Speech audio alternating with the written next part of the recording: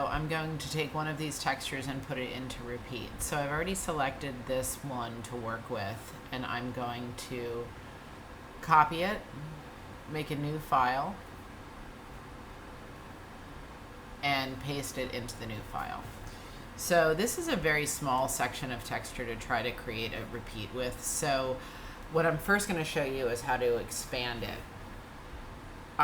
The quality of this file is really bad, but I can improve it a little bit. Remember, the screen printing will be a positive, so black and white. Black will print, white will not. So I'm going to adjust the levels of this to bring some more contrast in. Nope, not curves. Image adjust levels to bring some more contrast into it. And then I'm going to adjust the threshold. So this means it's only going to be black and white. Pretty quickly I can see that there's areas of this that don't look like the main texture. So before I put this into repeat, I'm going to actually edit it out before I even expand the texture. So I'm going to get rid of anything that doesn't really belong. Select it and then just hit delete on my keyboard. And if I end up with patchy areas, I can always fill them in by copying some of the other sections. So I think I'm going to do something like that, hit delete on the keyboard, and work with something like this to expand the texture. The other thing I want to say is right now the background is white, the background layer, and the foreground layer that I just deleted some from is white. So I know that because I just filled the background with pink. So I'm going to select on the artwork layer and delete the background out. That way I can sort of see what I'm working on without accidentally having the white background there. Next thing I'm going to do is go to canvas size and make it much bigger so that I can expand the texture. So this block of texture, when I expand it, I want to basically just build it out to create variation. So I'm going to duplicate it by holding the Option key down while I'm using the Move tool and click and drag on it. There's a million ways to copy and paste, but this is the way I use. And I'm just going to try to place it in a more random way and maybe even rotate it. And I'm not trying to do anything to add any more blurring or texture. So when I went to rotate it, I made sure it was set to nearest neighbor, which means it's only going to use black and white. It's not going to add grays when I rotate it. And then I'm going to do another one here. And I think that looks pretty good. I can always take a section of it and move it to the other side. So this is not in repeat, it's just expanded. And this texture, it might be easier than doing some other ones, so you might end up having to work a little bit longer on expanding another type of texture, but we're gonna go with this one for this video. So I'm merging all these artwork layers together by selecting them all and doing Command E on my keyboard. And now I'm gonna be able to put this into a repeating pattern. So I'm going to put it in the upper left-hand corner so that I have it like locked into a place that I know it's squared off. And I'm first going to work on the vertical repeat. Remember, this is going to be a straight repeat. So first I'm going to do the vertical by clicking and dragging and bringing this down. And I have a choice here. I can either leave a gap and fill it in or overlap it a bit and clean up the overlap. That's a little bit easier. It's even easier if you change the opacity of that layer so that you can see what you want to get rid of. So like the light gray is where I'm actually going to be deleting. So basically going to go through and let the black layer be the dominant layer and delete away that light gray.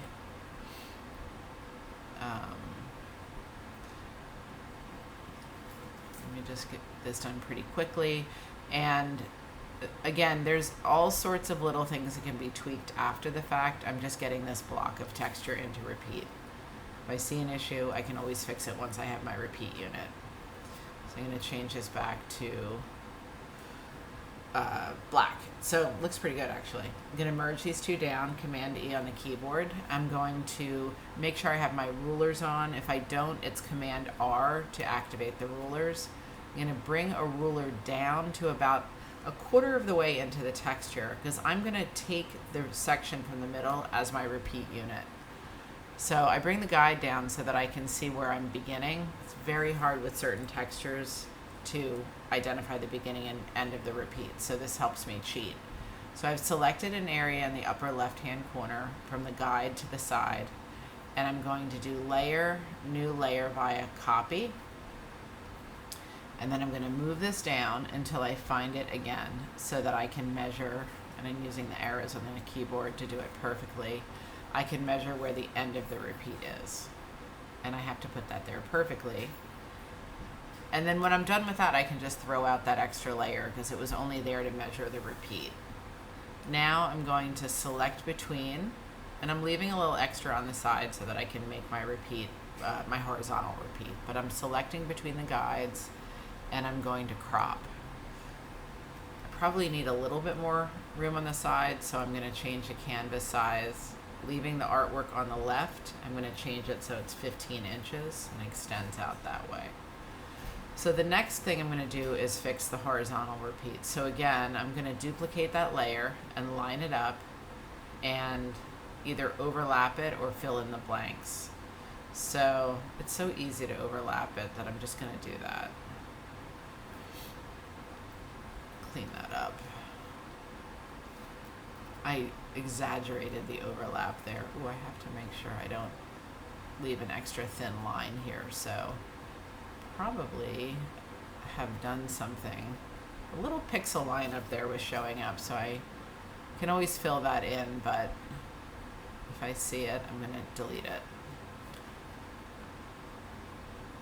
So I'm just going to go through and get rid of the things that feel like they're going to cause an overlap.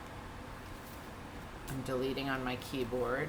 I'm deselecting by doing Command D. And I'm going to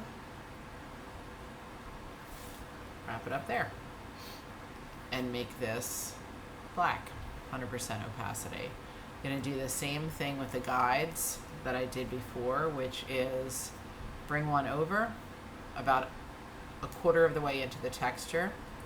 Oh, I have to merge the artwork layers together. That's my bad.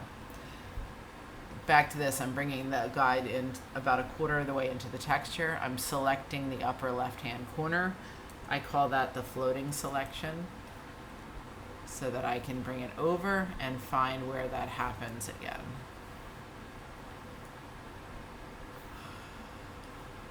If you don't want to use the floating selection, you don't have to. It's just so much easier to do this correctly when you do that. So I'm selecting that. I'm going to say image crop. And then I'm going to check the repeat. So I'm going to clear the guides. Say image, canvas size. I'm going to leave the artwork in the upper left-hand corner and make it 200% in both directions. And then just duplicate it out to make sure I didn't do anything wrong.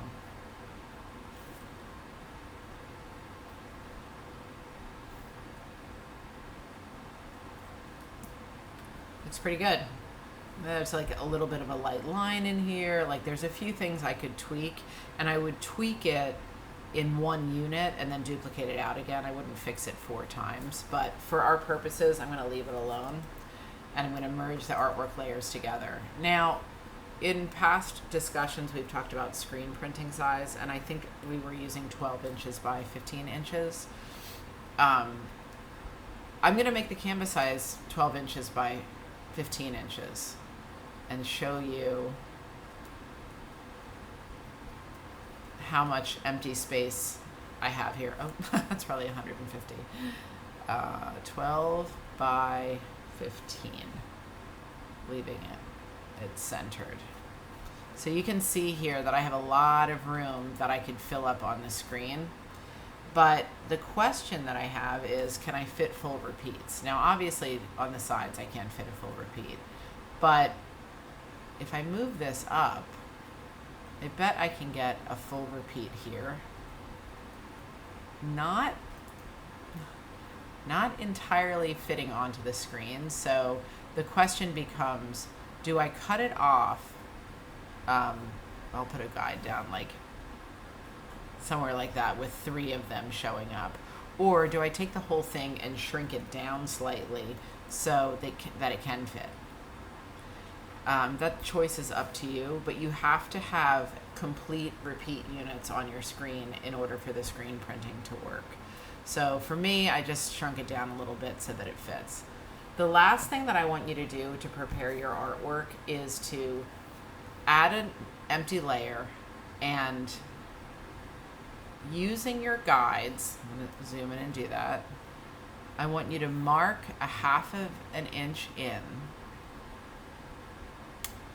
You know what? I'm going for it as if I didn't need to do a jog line, but I hope you can see that I do need to do a jog line here, because all those little half cut off dots are going to be impossible to line up. So I'll come back to the jog line, but I want you to put guides in that are about exactly a 1/2 inch from the border,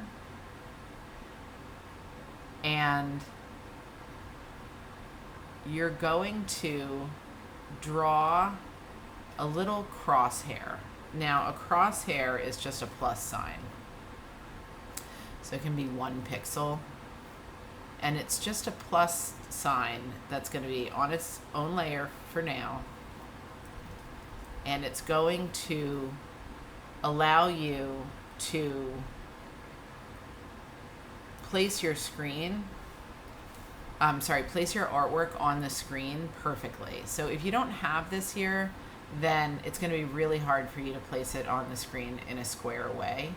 So I'm asking you to do this for each corner, and if you don't have it, I can't burn your screen. So if for some reason you forget to do it or you don't understand, you can draw it on in Sharpie, but it has to be there when we burn the screen so that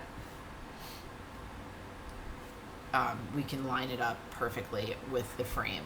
Okay, so I'm just going to stop now. I'm going to go back. I'll hide that layer, and I'll do the jog line for this since it is really important. There is not an excuse just because it's a texture to not have a jog line. So let me put an extra layer on. I'm going to use a color that's really bright so we can see it. And I'm going to show you again, even though you've done it before, I'm going to show you again how I would put the jog line through. It's exaggerated so you can see it, but I'm basically going to go find a line that's basically straight that avoids going over motifs, and I would do that all the way down. I can do it quite easily with the lasso tool, so I'm going to do it that way for our purposes in the video. And if it's a little sloppy, it's because I don't want you to watch the video for like however much longer that it would take to do it perfectly. And I really can see some issues with my pattern because of going so fast. But I've actually recorded this video like 6 times, and every time it's totally green. So I'm moving over to QuickTime and recording it in a different way, and I really hope that it works because I'm tired of recording this video. Okay, so I've selected the right hand side. I'm going to do new layer via cut, and I'm going to move it over and move this one over. Oh, the auto select was off. Move this one over too, and move this over and line them up, and you can see that there's like very subtle jog line going through it. My plus signs are going to be there, not on the artwork, and then I would make the background white. Save this, obviously you don't want to flatten it before you're positive. Save a version in layers and then flatten it and send it to print at the 2D PC on vellum. I'm going to stop the video there, and as always, I'm available for questions. I might do another short video of a more difficult texture.